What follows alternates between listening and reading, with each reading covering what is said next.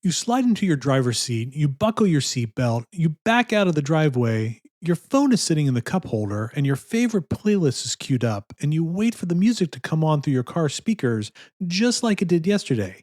Except today, nothing happens. No sound, no name on the dashboard, just silence and a vague memory of that music that played so well yesterday. Or maybe it's not the car. Maybe it's a pair of wireless earbuds, or a speaker that's connected fine last week but now it refuses to. Or maybe even it's your fitness tracker someone has set up for you and you have no idea how they talk to each other. That's Bluetooth. It's everywhere in your life. Most people use it every day without realizing it, really knowing what it is and what it can and can't do, and really how to fix it when it gets weird. So today we're going to demystify all that calmly, without jargon, just so that the next time something refuses to connect, you'll have a better idea of why.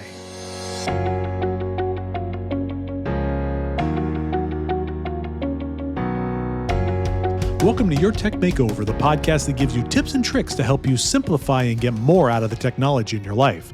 I'm your host, Frank Bravo. Like I mentioned, today's topic is Bluetooth, what it actually is, where you find it and why, what it's good at and what it's not good at, and then some basic steps for connecting new devices.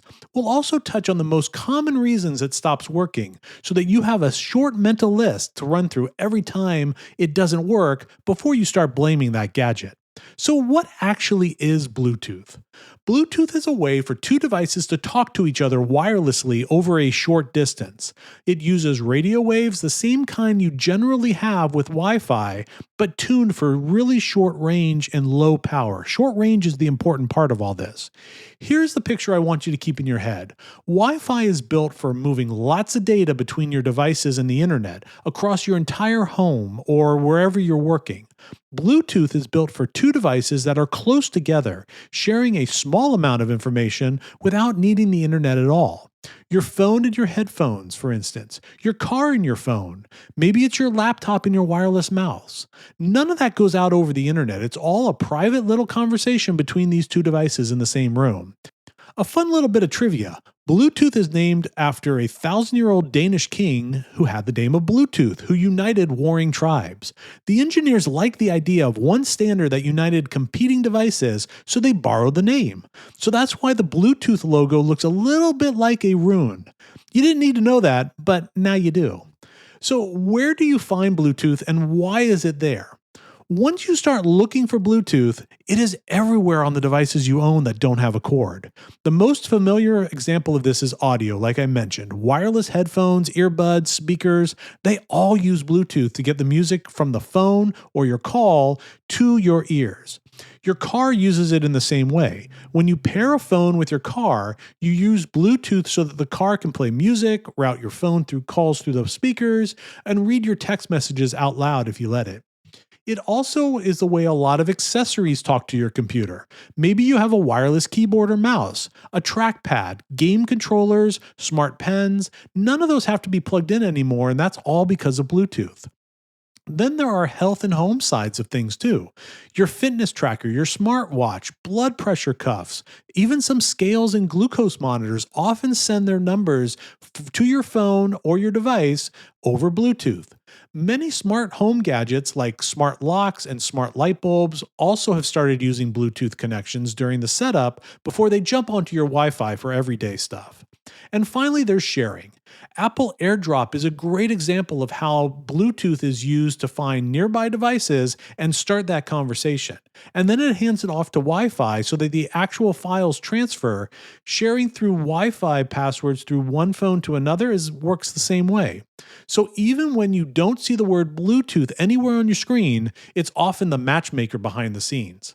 The reason Bluetooth is everywhere is very simple. It's cheap to add to a device, it uses very little power, and it doesn't require any setup with your internet or your network. Two devices, a short distance apart, and a quick handshake, and they're talking to each other.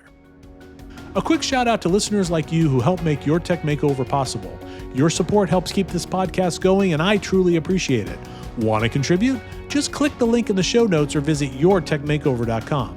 Plus, as a thank you, supporters who give $25 or more will get $25 off a one-time consultation with me to help you simplify your tech. Thanks for being part of the Your Tech Makeover community. Now, back to what I was saying. So what is Bluetooth not good at? And so where are the limitations? This is the part that nobody tells you, but it explains a lot of frustrations. The first limitation is range. Remember, I said that it had to be relatively close together. Most Bluetooth devices today work well within a 30-foot range, and then when there's nothing between the devices. If your phone is in your back pocket and your headphones on your ears, your battery's literally in between them. It usually works just fine today, but back in the past, that wasn't always the case. But if you've ever taken 3 steps too far from your phone, your speaker will start to skip. That's the range giving up on you. The second is the interface. Bluetooth shares part of the airways with Wi-Fi and other wireless gadgets. A crowded coffee shop or a busy airport or a packed stadium can sometimes be a soup of competing signals. This connection mostly survives, but when you notice more glitches, there's what's probably going on. There's probably too many devices in the area. The third limitation is the number of devices. A typical pair of headphones can really only be actively connected to 1 or maybe 2 devices at the same time. Newer headphones sometimes do something called multi-port, which lets them switch quickly between them, say your phone and your laptop, but in general, Bluetooth is not built for a crowd. If you have a pair of earbuds and you want your spouse to have a listen to it, you're going to have to switch them to her phone or his phone. Or if you have an old tablet on the shelf, you're probably running into that limit as well. The one last thing is audio quality and lag. Bluetooth audio usually is fine for music, this podcast, I listen to my podcasts on my earbuds, or calls. It's not always perfect for serious music production or even light video syncing. If you've ever watched a video and felt like the lips were slightly off, Bluetooth lag is sometimes the reason. None of this means Bluetooth is bad, of course. It just means that the short range and light duty wireless has its limitations. And once you know what it's for, it stops feeling unreliable because you stop expecting it to be something like Wi-Fi. So where can you actually use Bluetooth and how do you actually pair devices? Most of us know this, but it's good to kind of refer to how to do it. So when you connect 2 Bluetooth devices together for the first time, it's called pairing. Not like the fruit, but like pairing 2 things together. After the first pairing, the devices usually remember each other and reconnect on their own, sometimes even a little bit too much, which is why you don't have to do this every morning. The pattern is sometimes the same on every device, but sometimes they're a little bit different. Usually you can put one device next to the other, put one in pairing mode, and it'll go out and look for the other one. On the phone size, it means opening your Bluetooth settings and making sure Bluetooth is on. On an iPhone, you'd go to your settings, then Bluetooth. On Android, again, it's in settings and look for connected devices, or maybe it's just Bluetooth depending on the manufacturer. It's a little different all the time.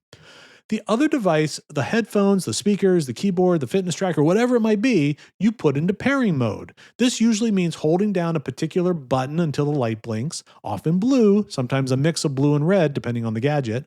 Every gadget's a little bit different though. And usually there's a card or a sticker in the box that tells you exactly how to do this. Once the pairing mode has been started, you can usually find that device name on the phone or the device you're pairing to. You can also usually look under other devices or available devices to find it. Sometimes it asks for a confirmation code to make sure that you are the person who's pairing it. After that, anytime you have both devices turned on and they're in range, they should connect automatically. Your car remembers your phone. Your earbuds remember your laptops. You usually don't need to repeat that dance. But if your device does not connect the next day, the fastest reset is to turn Bluetooth off and on again. Remember me talking about restarting your computer or restarting your device? It's the same with Bluetooth. It doesn't forget the network, it just refreshes it. And if it still doesn't connect, sometimes restarting the devices is the best way to do it. That's it for Bluetooth. It's not magic. It's short-range wireless built for 2 devices to talk to each other with real limits that you can plan around once you know them.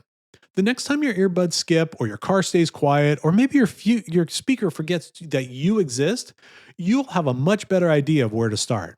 If there's one Bluetooth gadget in your house that gives you more trouble than anything else, I'd love to know what it was. There are usually one or two tricks of each kind to make it good for a follow-up episode. So let me know because I'd love to be able to do that. But also, you can let me know about ideas that you might have for topics you'd like me to cover in general. Please feel free to contact me via email at frank@yourtechmakeover.com. That's it for now. Thanks for listening to Your Tech Makeover. If you haven't already, don't forget to subscribe to this podcast and so that you don't miss an episode. And if you don't mind leaving me a review or, 5 stars, I'd appreciate that too. It takes 2 seconds to do and it helps me help others.